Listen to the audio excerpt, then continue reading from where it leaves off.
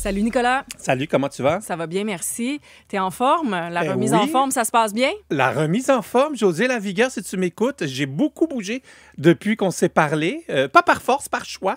C'est vrai, à un moment donné, il faut décider d'agir. Et puis, j'ai décidé d'agir. C'était la kermesse dans le quartier où j'habite. Donc, samedi, dimanche, all out. Ah, je le vois, là, t'es tellement plus lumineux depuis écoute, une semaine. pour de vrai, je suis prêt à faire les Olympiques. Là. Je me sens prêt. Là. D'ailleurs, pour vous qui êtes à l'écoute, si vous n'avez pas entendu Nicolas Duvernois la semaine dernière, c'est qu'on recevait après sa collaboration, José Lavigueur, puis on parlait d'entraînement, puis il nous a révélé, en fait, sa femme aussi nous a... Mais tu fais piéger, en gros, là? Oui, c'est ça, que tu ne bouges pas beaucoup. Puis là, c'était l'idée de remettre un peu l'activité physique puis de le faire aussi en famille. Donc, c'est ce que tu fais. Exact. C'est un beau défi. On va suivre ça. Autre question pour toi, avant d'en venir à notre premier sujet sur la F1. Est-ce que ça t'arrive des fois d'avoir peur d'aller chez le médecin? Peur d'aller chez le médecin, non. Peur de ce qu'il va me dire, oui. Parce que plus tu vieillis, plus ton corps ou ton esprit peut avoir des petites surprises pour toi.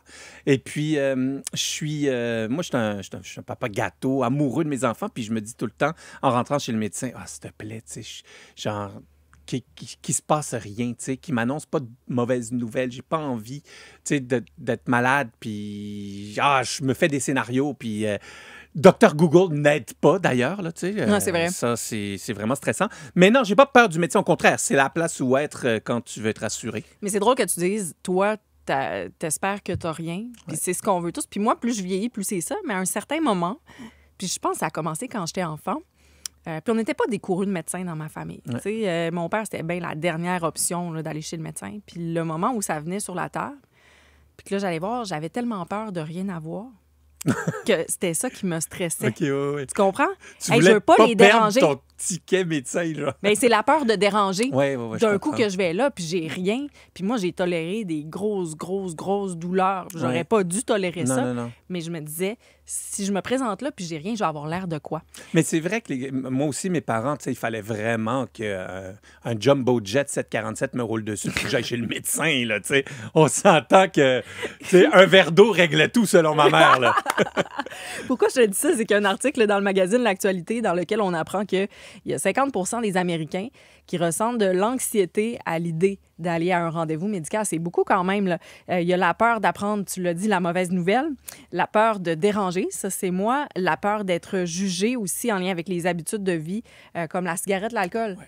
Tu sais, un patient arrive, puis là, tu sais, c'est quoi? Est-ce que vous fumez? Est-ce que vous buvez? Puis là, la personne, exemple, boit en excès, va avoir peur. Quand on t'a dit la vérité, t'aimes pas ça. Exact. Ou, tu sais, la peur du jugement, un surpoids, si on l'entend souvent. Peur des aiguilles, la peur des lieux.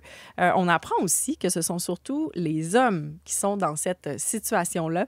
Donc, ça va être notre sujet dans la deuxième heure. On va en discuter avec le médecin de famille, Dr Benoît Eppel. Vous pouvez déjà répondre à la question dans la messagerie, là. Vous, est-ce que vous avez peur d'aller chez le médecin? Si oui, pourquoi? 98985.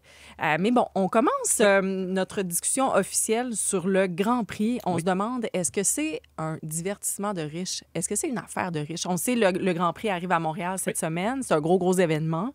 Est-ce que ça s'adresse uniquement à une tranche de la population, à ton avis? Alors, j'aime ça parler de ce sujet-là parce que c'est la seule compétition sportive à Montréal où il y a chaque année, un peu comme un perroquet, ça se répète, là, des groupes de pression à droite, à gauche qui dénoncent l'arrivée du Grand Prix. Il n'y a pas ça pour le Canadien de Montréal, il n'y avait pas ça pour les Expos, il n'y a pas ça pour les Alouettes, il n'y a pas ça pour le CF Montréal.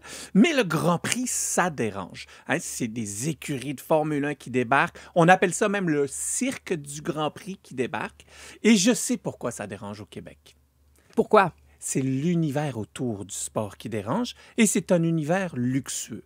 On s'entend que la F1, la Formule 1, c'est un sport de riches. Premièrement, tu ne peux pas juste te lever un matin, peu importe d'où tu viens, puis accéder à être un pilote de Formule 1.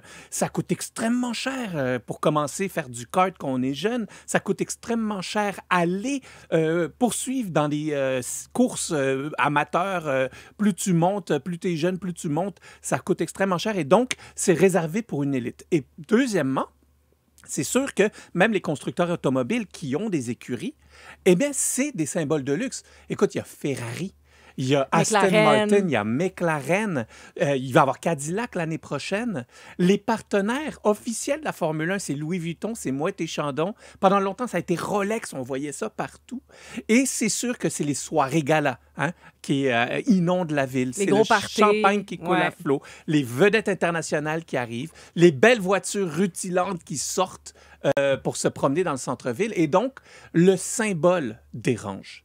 Parce que quand tu regardes le sport en tant que tel, il fait beaucoup d'efforts pour se démocratiser.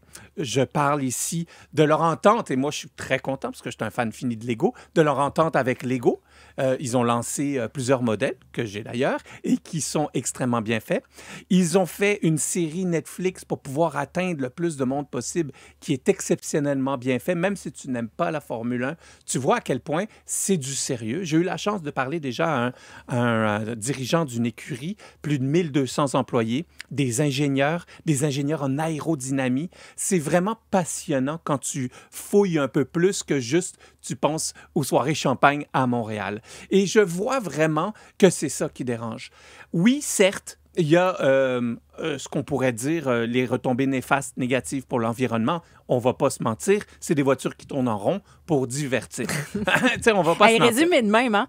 Des voitures qui tournent en rond pour divertir. Non, mais c'est exactement ça. C'est pas le geste le plus écologique, mais les personnes qui n'aiment pas le sport vont donner ça comme excuse, mais souvent, ce n'est pas ça la vraie excuse. Tu grattes un peu et puis ça te dérange, cette décadence, en quelque sorte. Et donc, moi, j'ai trouvé ça très intéressant. Mais ça dérange qui?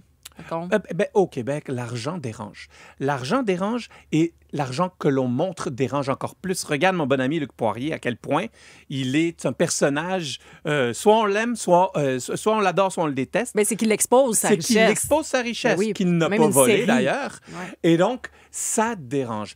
On a cet esprit encore pas très lointain de un petit pain, chacun son petit pain, de vœux de piété presque. Il y a vraiment tout ce qui est notre héritage catholique qui nous fait encore hésiter à être fiers d'avoir réussi à démontrer l'argent, à démontrer ce qu'on peut acheter avec l'argent qu'on a gagné légalement.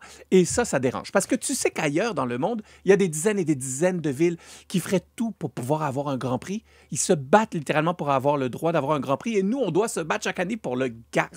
Oui. Je ne sais pas si ça représente la majorité. Parce que, je regarde, là, moi, je viens pas d'un milieu riche. J'ai accroché à la F1 quand il y avait, évidemment, Jacques Villeneuve. Oui. Je me souviens, enfant, devant la télé, tu sais, la télé où il neige, là, avec l'antenne au chalet. Avec des pixels aussi gros que la province, là. C'était en quelle année, ça? Je me souviens pas. Écoute, dans les années 80, il est décédé, c'est quoi, 70? Cherchez donc les filles, s'il vous plaît. Jacques Villeneuve, c'est en quelle année qu'il a gagné Grand Prix contre Schumacher? Ah, Jacques, OK. Moi, je te parlais même de Gilles, son père avant. Moi, je parle de Jacques. Oui, Jacques, ça, c'est des années 90. Oui, puis là, je me vois debout devant la télé. Moi, j'ai découvert la F1. C'était en 97. J'avais 10 ans. Bon, voilà. Et puis, là, je vois ça. Puis j'ai toujours... Tu sais, tout le monde disait de Jacques Villeneuve, c'est un pilote intelligent. Moi, je n'étais pas assise autour de la piste de course. Je participais pas aux événements, mais devant ma télé, je me sentais quand même impliquée, engagée. Puis là, maintenant, j'habite à Montréal. Je vais être bizarre, là, mais j'adore le bruit des voitures. Puis là, j'habite dans le Vieux-Montréal. C'est tout décoré en ce moment, là, avec les petits fanions et tout ça. Les voitures de luxe, parce que ça devient un événement. Tout le monde vient de se promener, flasher, on va dire comme ça, leur voiture. Là, je les vois apparaître. Je trouve ça fascinant, captivant. Je ne fais pas partie de cet univers-là. Moi, je ne suis pas invitée dans ces parties-là où le champagne coule à flot. Je n'ai jamais été invitée. Je ne suis jamais allée au Grand Prix. Encore moins dans une loge là, sur le deck. Les paddocks. Je ne connais pas tout le langage. Mais pourtant, je me sens pas exclue pour autant. Non, pas du tout. Nous, on a déjà été plusieurs fois avec l'entreprise partenaire du Grand Prix de Formule 1 de Montréal. J'ai déjà été souvent dans les paddocks. C'est une expérience exceptionnelle, effectivement. Moi, ce que j'aime beaucoup, c'est l'ingénierie derrière ces voitures-là. C'est qu'on voit, encore une fois, que des voitures qui vont vite, mais sincèrement, quand tu as la chance de visiter soit dans les puits, là, dans les garages, quand tu as la chance de parler aux ingénieurs qui travaillent dans ces équipes-là, c'est vraiment un sport spécial. passionnant. Il y a quand même eu 350 000 personnes l'année dernière qui ont assisté à un événement ou à un autre là, directement du Grand Prix de Formule 1 de Montréal. Il y a plus de 94 millions de personnes qui ont regardé le Grand Prix à la télé. Donc, c'est une publicité exceptionnelle pour la Ville de Montréal. Moi, je trouve qu'on a besoin de ces événements-là. Je te dirais, pas tout le temps. Je voudrais pas que ça soit toujours des événements décadents, mais je crois que des événements qui vont de la Formule 1 jusqu'au Grand Prix cycliste de Montréal, au tournoi de volleyball ou aux Francopholies de Montréal, ben moi, je trouve que c'est avec une diversité que la ville reste active, puis qui attire quand même plus de 20 000 Américains par année qui viennent dépenser leur argent ici. Il y a plus de, si je me rappelle bien, 35 000 personnes qui viennent dehors du Québec pour venir spécifiquement pour la course et qui dépensent 92 millions dans la fin de semaine, dont 17 millions, c'est des recettes fiscales. Donc, sincèrement, c'est un événement qui coûte cher à faire, mais qui rapporte beaucoup d'argent et qui donne une visibilité extraordinaire. Oui. Là, c'est sûr que dans les arguments de ce qui dérange, on a parlé justement du fait que c'est une exposition de la richesse. Il y a l'environnement qui revient beaucoup. Mais chez nos auditeurs, là, je me tourne vers la messagerie. Tout ce qui est en lien avec les femmes. Je vais lire Denis, qui vient de Gatineau. Il dit ce qui dérange lors des Grands Prix, ce sont les prostituées, les escortes. Là, il dit comme ça, les guidons de char qui se promènent et se font exploiter par les pilotes durant les fins de semaine. L'image de la prostitution prend un coup solide lors de cet événement. Bon, là, je pense qu'attention, il faut faire la part des choses, mais c'est vrai que la femme, tu sais, on va se promener, ceux qui connaissent à Montréal, tu sais, le Crescent, il y a plein de stations, tu sais, la rue est fermée, il y a toujours les belles filles avec la grosse poitrine, très, très belle. Tu sais, on associe beaucoup la femme au char, puis une forme objectivification.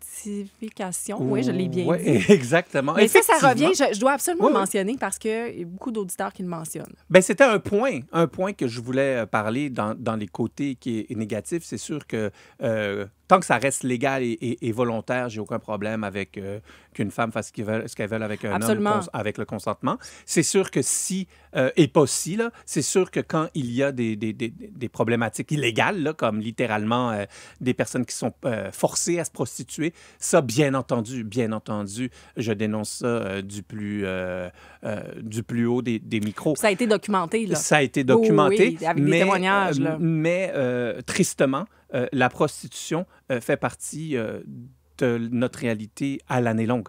Hein, c'est un peu comme quand on parle des banques alimentaires, comprends bien mon exemple. Explique ça, là. Non, mais c'est que les banques alimentaires, très souvent, on y pense juste à Noël, malheureusement, et ils ont des besoins tout au long de l'année. Ah, OK, oui, je comprends. Et quand on parle de prostitution, malheureusement, on ne parle que des problématiques de prostitution en juin. Mais il y a des prostituées qui sont maltraitées en novembre aussi. Donc, tu sais, attention de ne que porter ce message-là en juin. C'est inacceptable tout au long de l'année aussi. Ah, tout à fait. Ça, c'est vraiment important de le dire. Ouais. Mais c'est sûr qu'il y a beaucoup d'argent aussi qui s'amène ici à Montréal. Puis, comme je dis, ça a été documenté. Ça peut aller très, très loin. Puis moi, je veux juste spécifier, mon malaise, c'est avec l'expression justement guidoune de char. Je parlais des femmes qu'on peut voir. Il y a l'Association des femmes voitures.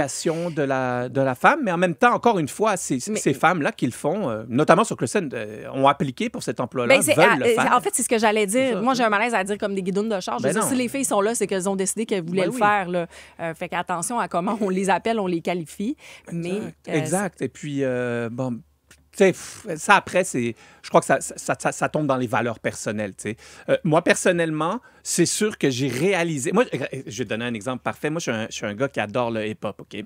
Et puis, j'ai toujours écouté du hip-hop dans ma vie. Puis, les vidéos d'hip-hop, c'est très sexualisé. Et je l'ai réalisé quand je suis devenu papa de fille. À quel point je pouvais plus regarder certaines vidéos. J'étais comme, non, c'est too much. Quand j'étais pas papa, je le voyais, je savais que c'était sexualisé, mais je l'avais pas vécu personnellement. Mais là, je le vis personnellement. Et en parlant on va emprunter le terme qui est maladroit, mais guidoune de char, effectivement, il y a quelques années, j'avais été me promener pour les festivités avec ma plus grande. Et puis, les yeux de ma plus grande étaient comme, coudonc, c'est quoi? Tu sais, c'est comme, c'est comme ça qu'il faut s'habiller pour faire la fête. Je suis comme, non, pas du tout. Ça, c'est comme un déguisement. C'est comme Catwoman, là. C'est un déguisement, OK? C'est juste, si tu veux le faire, mais assure-toi des conditions et de la paye. Nicolas Duvernois, fondateur, président, directeur général de Duvernois Esprit Créatif,